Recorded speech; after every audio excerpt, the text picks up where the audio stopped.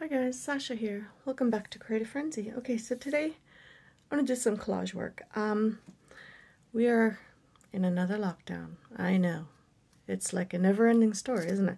Anyway, so I couldn't get out and get any more sketchbooks, and I'm kind of running out. So what's the solution? You make one, right? So this is just made out of a single piece of paper, a long one. There's quite a few tutorials out there.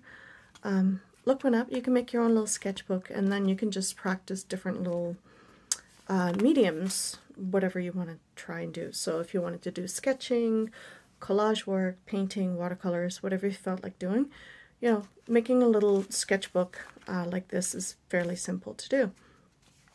So, yeah. Necessity is the mother of invention, right? So, collage. I am trying to do something a bit looser in some of my work, so it's a hit and miss, I must say, but you know, my papers are mainly either stamped or printed or painted or whatnot else, but it's on plain copy paper. So I wanted to do some a glassine paper, something with a bit more of a glossy finish to it. So since I didn't have any glassine paper, but I do have tracing paper and another household product that you can use that is not spray adhesive or spray paint, clear spray paint, it's perfect for this kind of thing because I already had it on hand. I have it in the house because I used it for some cold porcelain jewelry back in the day. So, you know, I had a huge bottle of it, and I will show you how I made my own glassine paper to help in collage and different things. So that's what I'm going to do. And I have a sample. So here is my glassine paper. And I did print on my printer on it after I treated it with whatever I used. I will show it to you. So this is my original print, okay? So there we go. So this is my original paper that I had painted on and, you know, stenciled and whatnot else. It's just some thicker wrapping paper. And that's what because one side is nice and glossy and it's white, so it stamps really nicely and you get some really good color on it because of the gloss. So once I treated my tracing paper, it became this beautiful, hear that? Glassine kind of paper. So that is what I did. So, but because you can't really print on it without it smudging, you spray it again with what I'm going to show you what to spray it with, and then it'll hold the color nicely and it won't budge on you. You can glue on it, you can print on it, you can do whatever you feel like doing. Okay, so once you've printed everything and you want to seal it in, you can use this household product. I don't know how many of you would have it on hand anymore, but I will show you. Okay.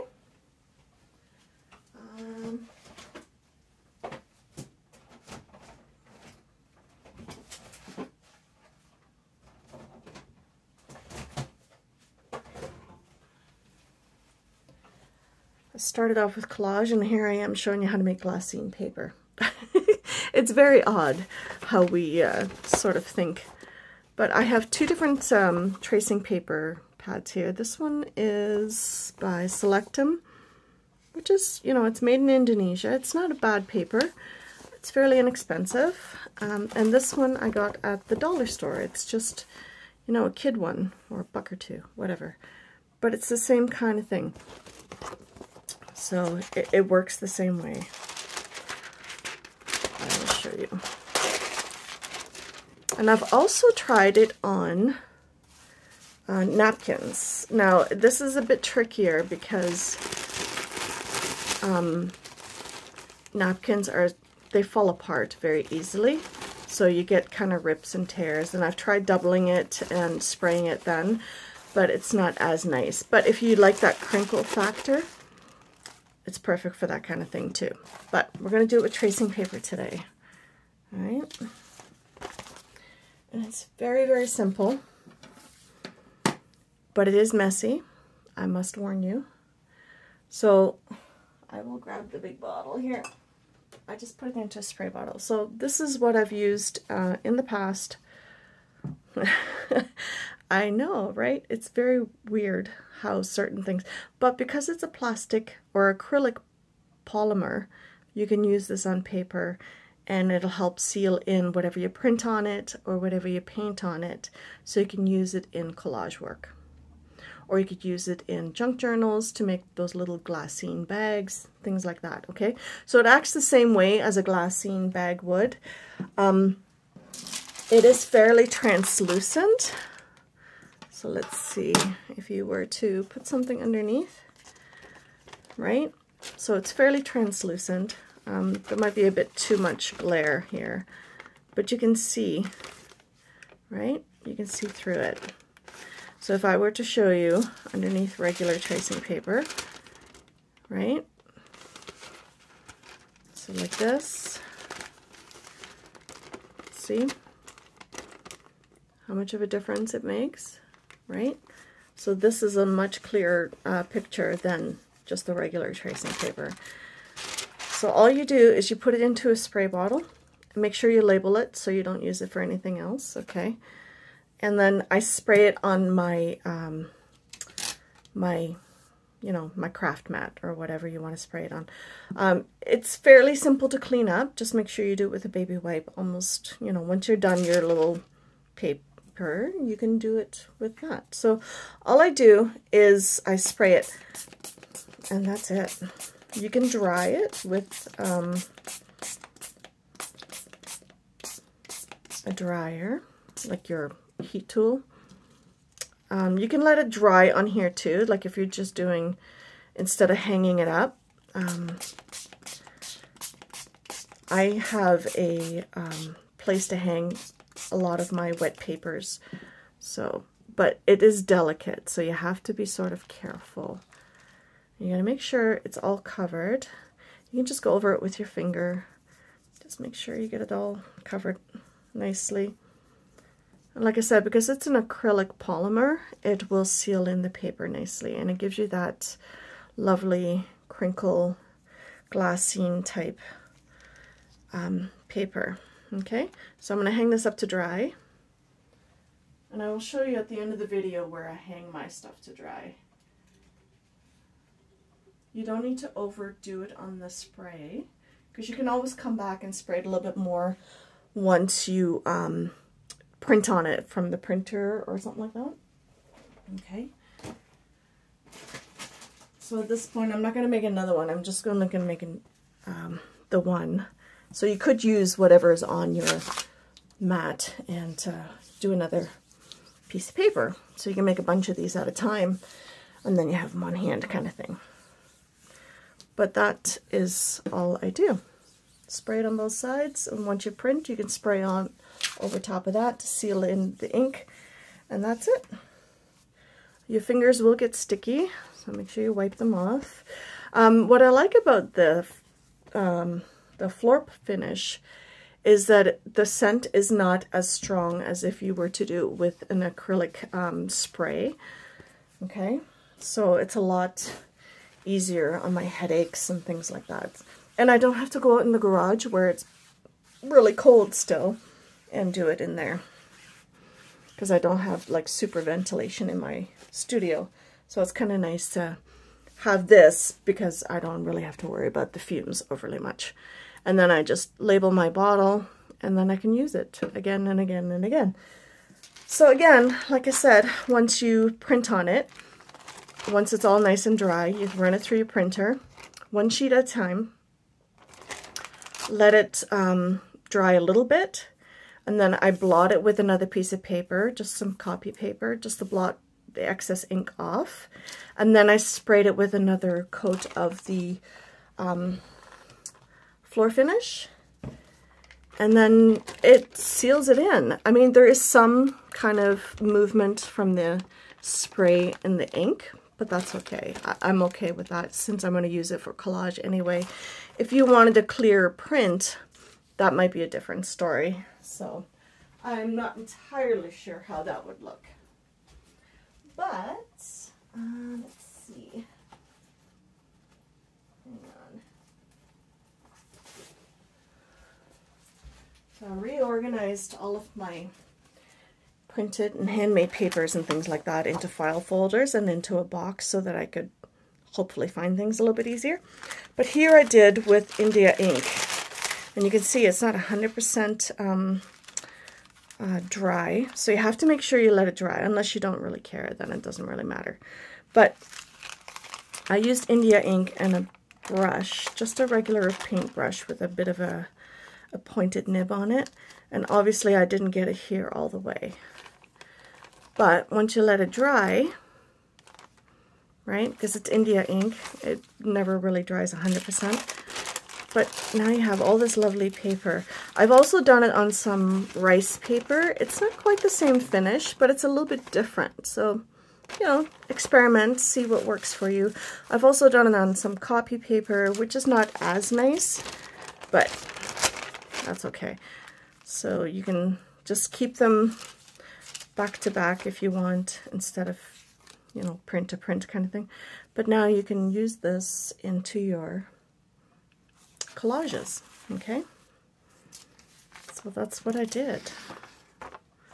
And I will use that in a future collage.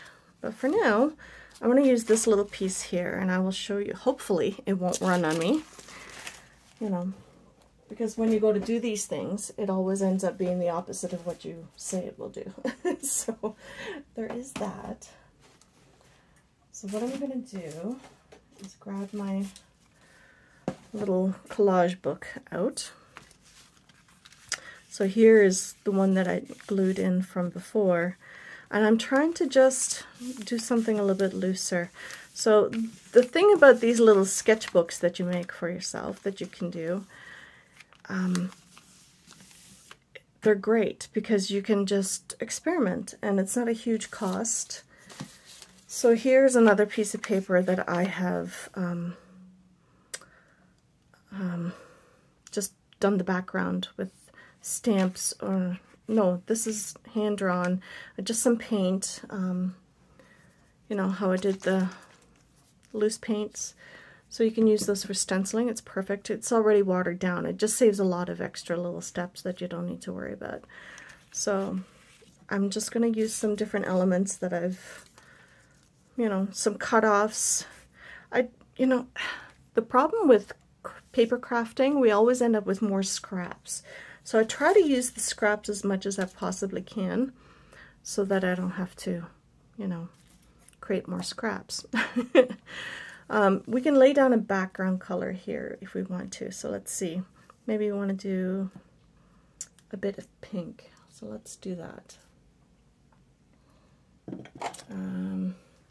So I just have my little tray here.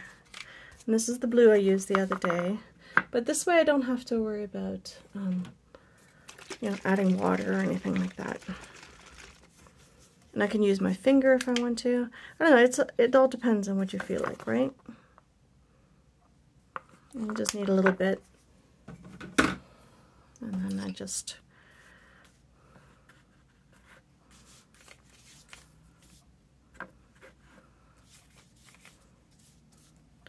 some movement on there. Just a little bit in the background. And then if I want, I could use my little handmade little paintbrush. So we could do a little bit of black, or maybe we could do maybe a metallic. Maybe a metallic. No. You know what? We're going to use a darker pink over top. So, no, that's not dark enough.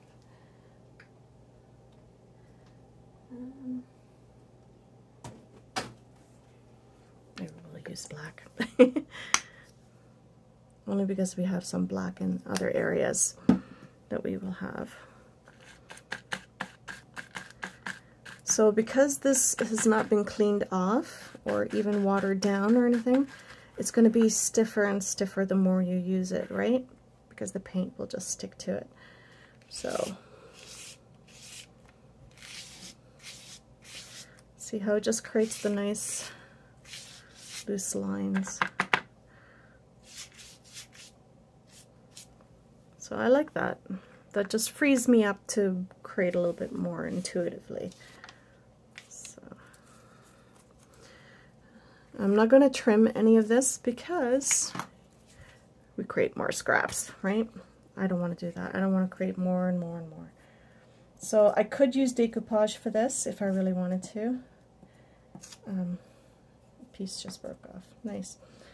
Well done. Okay. So I'm going to just experiment. I will leave a little bit of a border. There we go. Again, you can use decoupage. You don't have to, you know, just stick it on wherever. It doesn't really matter.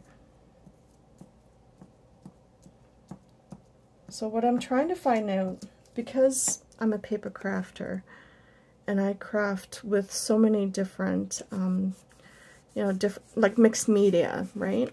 So there's lots of different mediums that we are using, you know, between paint and ink and papers and jelly prints. So I have all this paper that I have created, and I made all these scraps for myself that I feel the need to use. So I'm experimenting with collage and different concepts to see what will interest me the most. You know, where can I get the most satisfaction from what I'm creating? So, I don't know. It's just an exploration of creativity, basically. Okay? I try not to take it too seriously, and I just try to have fun with it. But I just want to show you that if I were to use decoupage on this, so let's see, maybe here. So I could just, maybe I'll just tear some of this off. More scraps, great. But what I like about this faux glassine paper is it will glue down. It doesn't act like vellum, right, or true glassine where it won't really stick all that well. So I kind of like that, how it just sort of disappears, whereas with regular tracing paper, it wouldn't. You would see more of the paper itself. So I kind of like the contrast of the gloss and how it sort of disappears into the background. Okay, so let's see if we can cut this out. I'm not a huge fan of fussy cutting, but you know, that's what collage is all about. So I'm practicing my fussy cutting at the same time as I'm doing collage, which is, you know, it's a skill I'm not the greatest at, so, you know, it's a good way to practice it. Like anything else, the more you practice, the better you get at it, right? And a lot of the times when you do collages, you know, you can do abstract, you can do, you know, magazine cuttings, you can do your own papers, you can do your own things. I will show you another one later that I've done. But I kind of like how that sort of, you see, you really get a lot more bang for your buck if you try to add a few different elements to it. And it's half the fun.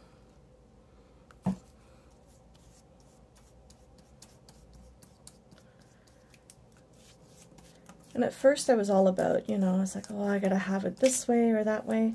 But I find I have a lot more fun if I try to do it more in the abstract, which is, you know, a fun way of saying do whatever you want. You know, it doesn't have to be anything in particular, you know, just use up the scrap pieces of paper. You know, a lot of this is experimentation, so it's kind of nice to just sort of play with it. And, you know, I've just been doodling, and I've just tried different things, and I've used some stencils. I use some colors that I really enjoy. So as long as there's something about it that you enjoyed 100%, like I like doodling, so I really enjoyed how that turned out. Do I like everything that I make? No, obviously not. But sometimes you get these little, you know, collages or little experiments, and then it's like, yes, that's exactly what I want it to do. And then it feels more deliberate, more artistic, more your style, because it's a combination of so many different things, which is half the fun. And you can connect, you can keep it separate, you can do whatever you feel like doing.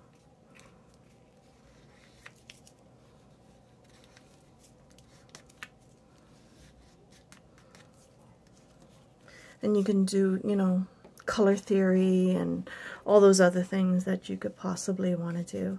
But now when I look at this, this makes me happy. I'm very happy with this. I like this. I could doodle with, you know, some paint markers, just a Sharpie, you know, which is great too. Just a thin little Sharpie. So if you wanted to add a few little bits and pieces here and there, just to make it stand out more, you absolutely could.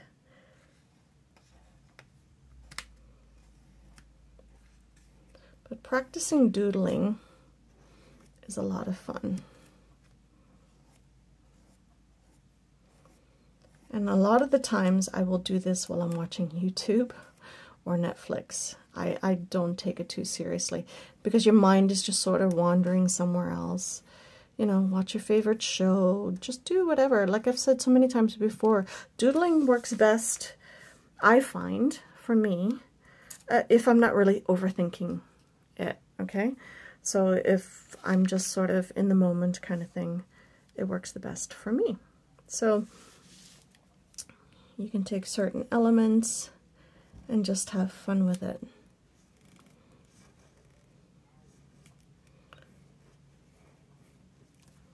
Okay, you can highlight some things, you can do other things with, you know, the background. If you want to give it a title, you absolutely could.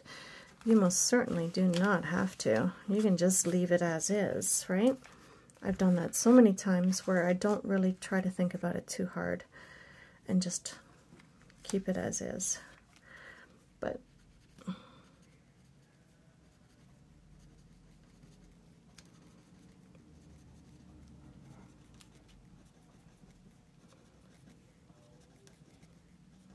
and I'm always discovering new ways of mark making for myself. I don't know. And Dina Wakely, she's very into, you know, semic writing. So, you know, you could always add that. Just some fun stuff.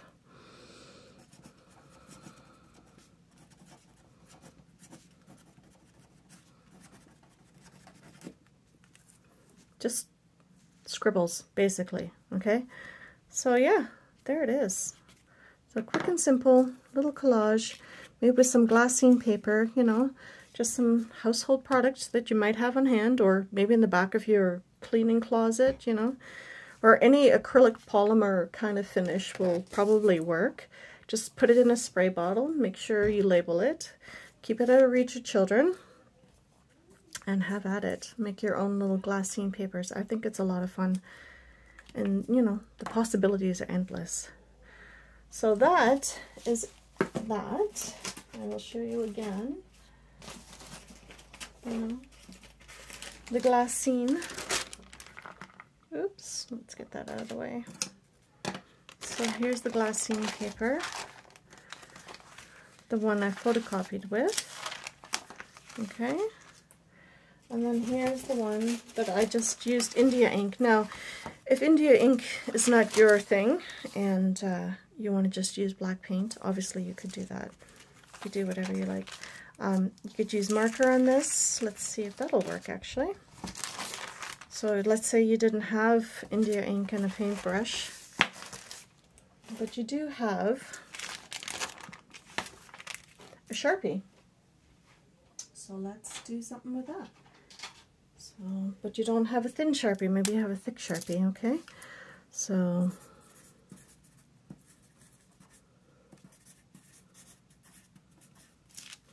it's just basically scribbles, okay? And then you can use that for backgrounds. This I learned from Robin McClendon. She is a great YouTube, her YouTube channel is Robin McClendon, but she has great ideas for collage and intuitive writing, and she does sell stencils now of her stuff, or they will be available soon. So if, you know, you don't trust your own handwriting, obviously you can get a stencil and it will probably work the same way for you.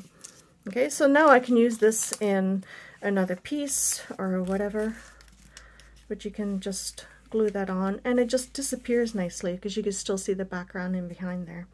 Okay, and this will not smudge because it's Sharpie. So let's say I have a little bit of water on my finger. See, that will not smudge. And it's perfect. So you don't even have to use ink if you don't want to. Just use a Sharpie. You can use the really fat one or a really skinny one, or you could even use the chisel tip one.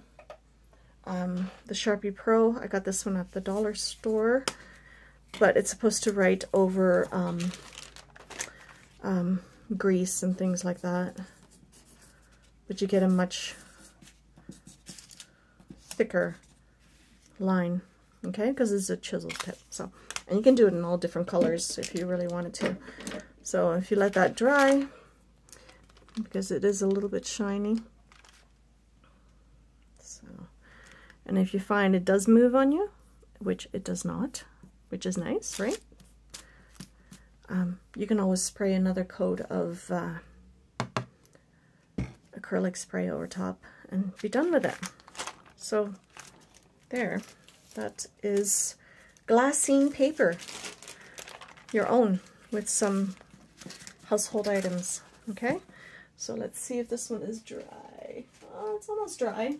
So I've been hanging it up to dry. Actually, I will take you off of my camera mount and I will show you. Oh my goodness. Okay, so this is how I hang mine. Okay, so I have one of these. It's supposed to be for like pictures and stuff like that, but I hang it off my light just right up there with some wire, and then this is where I hang all my papers to dry. So that is basically what's happening here. So because you can still see it's wet, right? So just clearing some of that off. But you know, if you want to put another coat on it, you absolutely could. But that is it. So my storage solution for all of this is file folders, and then down there at the very bottom I have a box full of file folders. So I have them all in there, and all my coffee dyed papers are in there, you know, stuff for collage and things like that. And then I love these baskets from the dollar store because you can just keep all your stuff in there. You can organize it as much as you could possibly want, so you can do whatever. But yeah, that is the final result of our little collage. Like I said, have fun with your papers. Nothing really goes to waste. You know, challenge yourself by not throwing anything out, you know, of whatever you're making, whatever project you're making. The next project you do create, use the leftovers from the one before. So that's basically what I try to do. So anyway, I hope you enjoyed the video, and you'll make your own glassine paper. It's a lot of fun. So anyway, enjoy, and I'll see you in the next one. Bye guys.